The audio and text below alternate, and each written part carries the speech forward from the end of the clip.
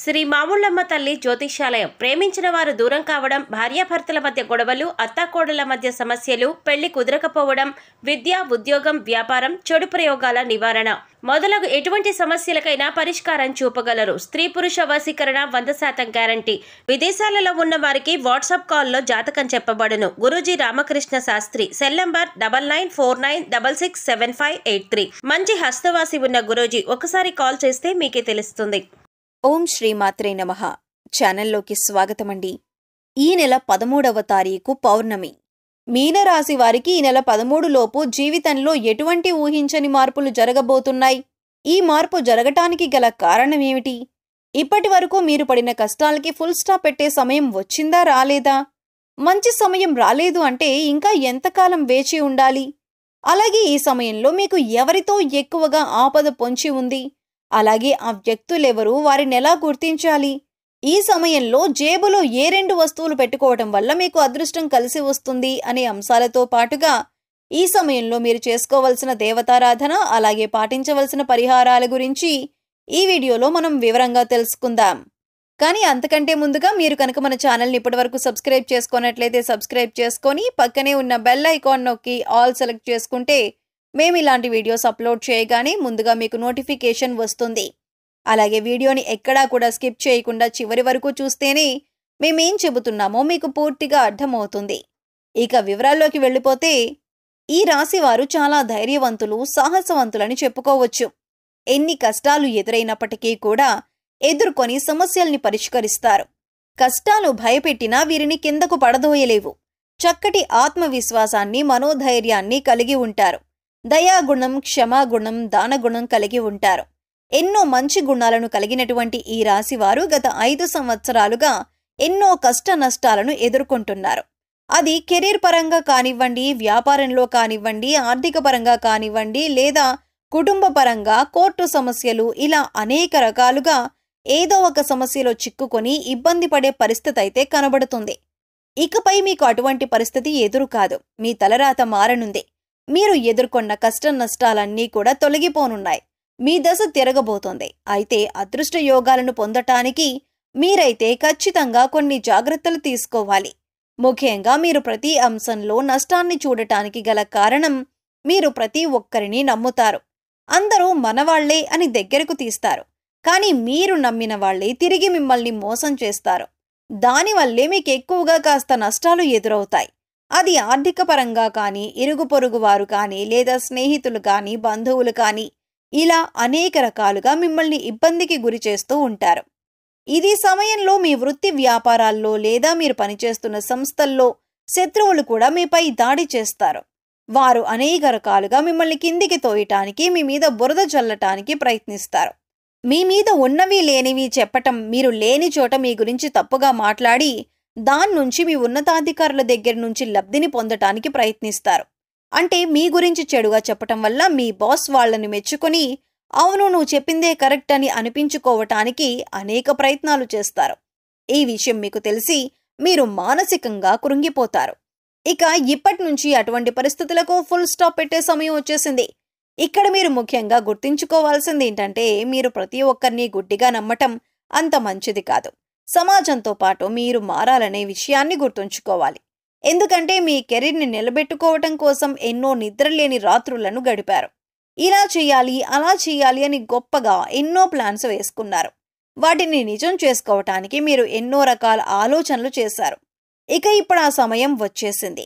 అయితే ఇప్పటిదాకా ఎన్ని ఇబ్బందులు పడినా, ఎంతమంది మిమ్మల్ని వెనక్కి లాగుతున్నా, మీ మీద నిందలు వేస్తున్నా కూడా మీరు వాటిని ఎదుర్కొంటూ నిలబడ్డారు. అంటే మీకు దైవభక్తి అండగా ఉంది. కేవలం మీరు గత జన్మలో చేసిన పాపకర్మల యొక్క ఫలితాన్ని మీరు ఈ సమయంలో అనుభవిస్తున్నారు. కాబట్టి కష్టాల్లో కూరుకుపోయి ఉన్నారు. ఏం చేయాలో తెలియక, అలాగే కష్టాల నుంచి ఎలా బయటపడాలో అర్థం కాక విపరీతమైన ఆలోచన చేస్తున్నారు. అయితే మీకున్నటువంటి ముఖ్యమైన సమస్య అనేది తొలగిపోయే సమయం వచ్చేసింది. అమ్మవారి దయ వల్ల మీకు ఆ సమస్య నుంచి బయటపడటానికి ఒక మార్గం కనిపిస్తుంది. ఇక్కడ ముఖ్యంగా గుర్తుపెట్టుకోవాల్సింది ఏమిటంటే, దైవశక్తి మీతో ఉంది. ఆ శివ కుటుంబం యొక్క ఆశీస్సులు మీ కుటుంబం పైన ఉండటం వల్ల ఇంతకాలం మీరు ఎన్నో కష్టాలను దాటుకుంటూ ఇక్కడి వరకు వచ్చారు. ఇక ఇప్పటిదాకా మీరు ఏదైతే శుభవార్త వినాలని ఎదురు చూస్తున్నారో అది ఏ అంశంలోనైనా సరే ఆ శుభవార్తను మీరిప్పుడు వినబోతున్నారు. ఇటువంటి సంతోషకరమైన వార్తలు మీ జీవితాన్ని మార్చబోతున్నాయి. మీ జీవితంలో ఆనందం నిండిపోతుంది. ఎప్పటినుంచో ఎదురు చూస్తున్న మీ కల నెరవేరుతుంది. ముఖ్యంగా మీ ఇరుగు పొరుగు వారు కానీ తెలిసిన వారు కానీ మీ మధ్యనే ఉంటూ మీపై కుట్రలు చేస్తున్నారు. వారెవరో మీరు గమనించి గుర్తించవలసిన అవసరం ఉంది. ఇక మీ రహస్య శత్రువులను మీరు నమ్మటం వలన మీకు అనేక రకాలుగా వారు ఇబ్బందులు కలిగిస్తున్నారు. ఇక మీరు గతంలో ఎన్నో రకాల ఇబ్బందులు పడి పెద్ద పెద్ద సమస్యల నుంచి కూడా చివరి దాకా వచ్చి వాటి నుంచి బయటపడిన సందర్భాలు కూడా ఉన్నాయి. ఇక ఇటువంటి సమస్యల నుంచి బయటపడటానికి మిమ్మల్ని ఆదుకున్నది ఆ శివయ్యే అని చెప్పొచ్చు. ఆ శివ పార్వతులే మీకు అండగా ఉన్నారు. ఇక ప్రతిరోజు కూడా మీరు నిత్య పూజ నిర్వహించటం, దేవుడికి దీపారాధన చేసుకోవటం, మీ ఇష్ట దైవ నామస్మరణ చేసుకోవటం వల్ల మీకు అనేక రకాలుగా శుభాలు చేకూరుతాయి. కేవలం కష్టాల్లో ఉన్నప్పుడు మాత్రమే కాకుండా సుఖంలో ఉన్నప్పుడు కూడా దైవ నామస్మరణ చేసుకుంటే మిమ్మల్ని కంటికి రెప్పలా కాపాడుతున్న ఆ పరమేశ్వరుడికి నమస్కారం చేసుకుంటూ ఉండటం మంచిది అని సూచించడం జరుగుతుంది. ముఖ్యంగా మీరు కష్టాల్లో ఉన్నప్పుడు దేవుడు రక్షించలేదు కాబట్టి దేవుడు లేడనే భావన మీకు రాకూడదు. అందుకోసం ప్రతిరోజు కూడా దేవుడికి కృతజ్ఞతలు చెప్పుకుంటూ మిమ్మల్ని ఇప్పటిదాకా రక్షించినందుకు ఆ భగవంతుడికి కృతజ్ఞతలు చెప్పుకోండి. దేవుడి పైన మీ నమ్మకాన్ని ఎప్పుడూ అలానే ఉంచుకోండి. ఇక ఆర్, పి ఇంకా టి అనే అక్షరాలతో పేర్లు మొదలయ్యే వారితో మీరు కాస్త జాగ్రత్తగా ఉండాలి. వారు మీ పక్కనే ఉంటూ మీ స్నేహితుల వలె నటిస్తూ మీ వెనకాల గోతులు తవ్వే అవకాశాలు ఎక్కువగా ఉన్నాయి. కాబట్టి మీరు వారి చేష్టలను కాస్త గమనిస్తూ ఉండాలి.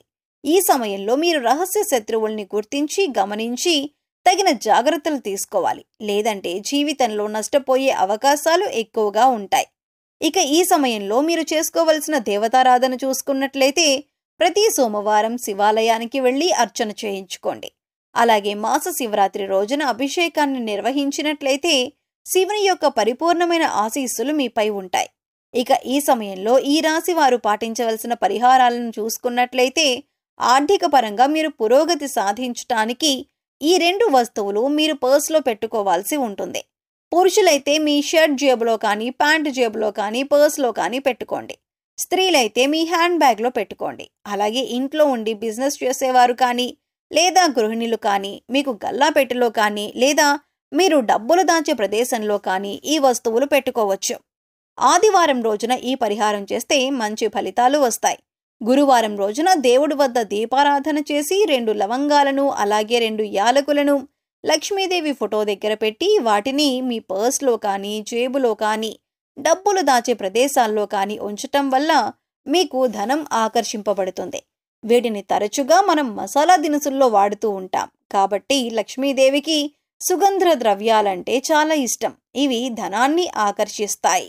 సో చూశారు కదండి, ఈ నెల 13 లోపు మీనరాశి వారి జీవితంలో ఎటువంటి ఊహించని మార్పులు జరగబోతున్నాయి. ఈ సమయంలో మీకు ఎవరితో ఎక్కువ ఆపద పొంచి ఉంది, అలాగే ఆపద నుంచి ఎలా బయటపడాలి, ఈ సమయంలో మీరు చేసుకోవలసిన దేవతారాధన అలాగే పాటించవలసిన పరిహారాల గురించి ఈ వీడియోలో మనం వివరంగా తెలుసుకున్నాం కదా. ఈ వీడియో మీకు నచ్చినట్లయితే లైక్ చేయండి. మీ ఫ్రెండ్స్ అండ్ ఫ్యామిలీ మెంబర్స్లో ఎవరైనా మీనరాశి వారు ఉన్నట్లయితే వారితో ఈ వీడియోను షేర్ చేసుకోవటం మర్చిపోకండి. అలాగే ఇప్పటి వరకు మన ఛానల్ని కనుక సబ్స్క్రైబ్ చేసుకోకపోతే సబ్స్క్రైబ్ చేసుకొని పక్కనే ఉన్న బెల్ ఐకాన్ నొక్కి ఆల్ సెలెక్ట్ చేసుకుంటే మేము ఇలాంటి వీడియోస్ అప్లోడ్ చేయగానే ముందుగా మీకు నోటిఫికేషన్ వస్తుంది. మరో చక్కటి వీడియోతో మళ్ళీ కలుద్దామండి. ఓం శ్రీ మాత్రే నమః.